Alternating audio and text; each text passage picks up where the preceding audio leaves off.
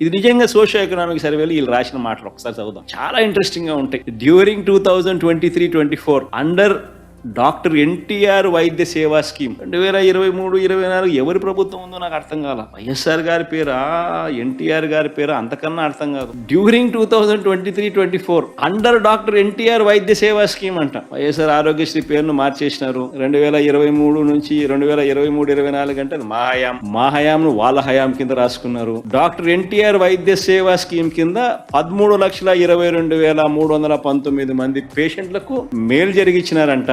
3,762 కోట్ల రూపాయలు ఖర్చు చేసినారంట.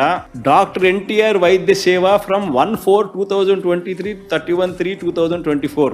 ఆ టైంలో ఎవరి ప్రభుత్వం ఉన్నది అంటే వైఎస్ఆర్సీపీ ప్రభుత్వం చేసిన Aarogyasri, doctor YSR Aarogyasri scheme ను 3,700 కోట్ల రూపాయలు ఖర్చు చేసి పేదలకు మంచి చేస్తూ 13,22,000 మందికి కుటుంబాలను నిలబెడుతూ 3,762 కోట్ల రూపాయలు ఖర్చు చేసి మంచి చేస్తే ఆ మంచి ఎక్కడ వైఎస్ఆర్సీపీ ప్రభుత్వానికి వస్తుందేమో అని చెప్పి ఒకవైపున ఆరోగ్యశ్రీని నిర్వీర్యం చేసేసారు. దాన్ని కూడా మళ్ళా డాక్టర్ ఎన్టీఆర్ వైద్య సేవ అని చెప్పి పేరు మార్చి మేము ఖర్చు పెట్టింది కూడా మీరు ఖర్చు పెట్టేట్టుగా రాసుకొని దొంగ పబ్లిసిటీకి, దొంగ అబద్ధాలకు చేస్తా ఉన్నారు అని అంటే మీకన్నా దిక్కుమాలిన ప్రభుత్వం ఏదైనా ఉంటుందని అడుగుతా ఉన్నా.